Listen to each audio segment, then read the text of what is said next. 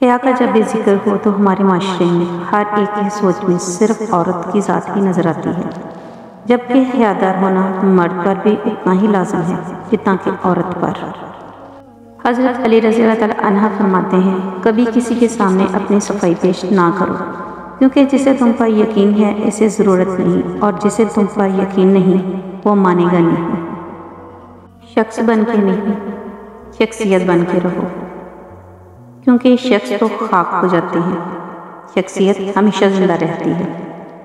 حقیقی دوست وہ ہے جو آپ کی طرف اس وقت آتا ہے جب ساری دنیا آپ کو چھوڑ چکی ہوتی ہے۔ کھلتے ہوئے پھول خوشبو دیں آپ کو، نکلتا ہوا سورج روشنی دے آپ کو۔ ہم تو کچھ دینے کے قابل نہیں، دینے والا ہر خوشی دے آپ کو۔ آمین۔ ماں کی گود سے قبر کی دیوار تک زندگی کے ہر پہلو پر نظر ڈال کر دیکھ، اللہ کے سوا کوئی کام نہیں آتا۔ حضرت علی رضی اللہ تعالیٰ عنہ فرماتے ہیں، جب بھی تم چاہو کہ تمہاری دعا عرش تک پہنچے اور مستجاب ہو جائے تو پہلے اپنے والدین کے لیے دعا مانگو۔ دل کا سکون لینا ہے تو دل بنانے والے سے رابطہ قائم کرو۔ جب برداشت کی حد ختم ہوتی ہے، بربادی کی حد شروع ہو جاتی ہے۔ تم دعا تک خود نہیں پہنچتے، تمہیں دعا تک لایا جاتا ہے۔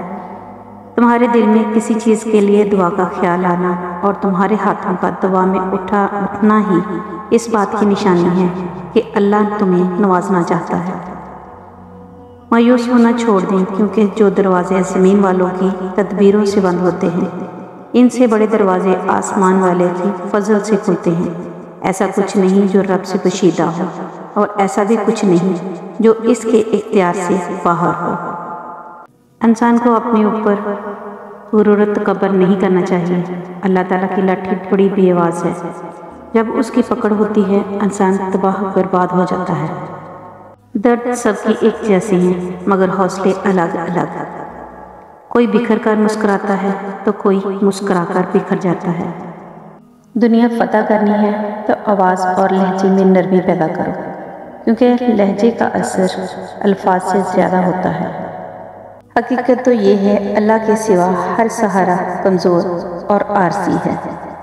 ٹھکرا دو اگر دے کوئی ذلت سے سمندر، عزت سے جو ملے وہ قطرہ بھی بہت ہے۔ اپنے حصے کا کام کیے بغیر دعا پر بھروسہ کرنا حماقت ہے، اور اپنی محنت پر بھروسہ کر کے دعا سے گریز کرنا تکبر ہے۔ الفت بدل گئی، کبھی نیت بدل گئی، خود غرض جب ہوئے تو پھر سیرت بدل گئی۔ اپنا قصور دوسروں کے سر پر ڈال کر کچھ لوگ سوچتے ہیں حقیقت بدل گئی۔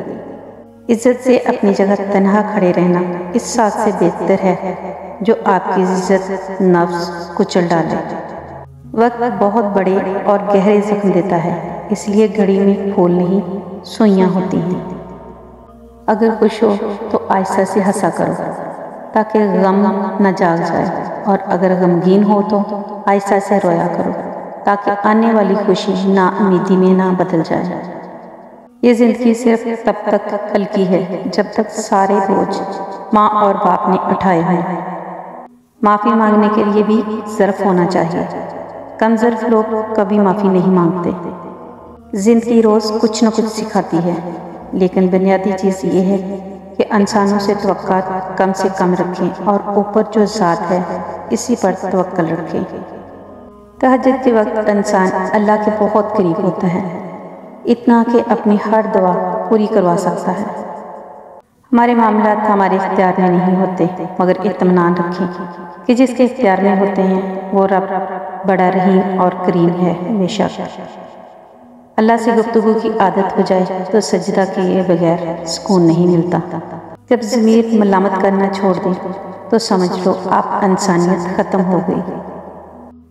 نبی کریم صلی اللہ علیہ وآلہ وسلم نے ارشاد فرمایا، آسانی پیدا کرو، تنگی پیدا نہ کرو، لوگوں کو تسلی اور تشویق دو، نفرت نہ دلاؤ۔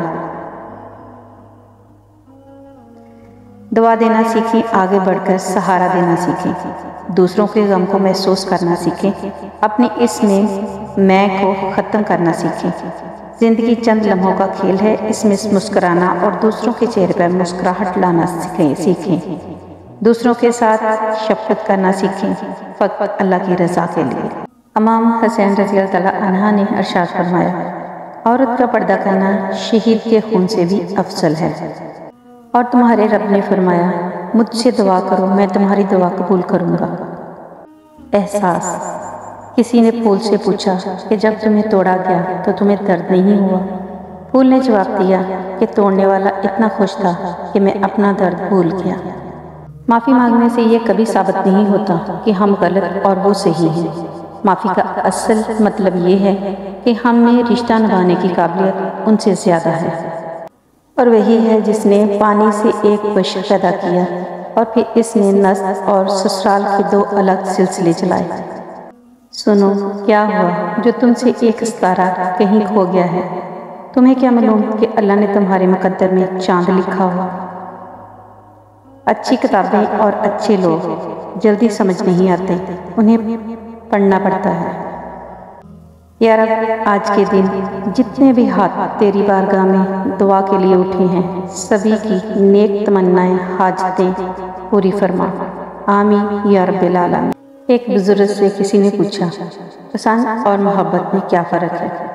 بزرگ نے جواب دیا، آپ ایک پھول دیکھتے ہو اور اسے توڑ کر اپنے پاس رکھ لیتے ہو، یہ پسند ہے، اور اگر آپ اس پھول کو روزانہ پانی دیتے ہو، اس کا خیال رکھتے ہو، تو یہ محبت ہے۔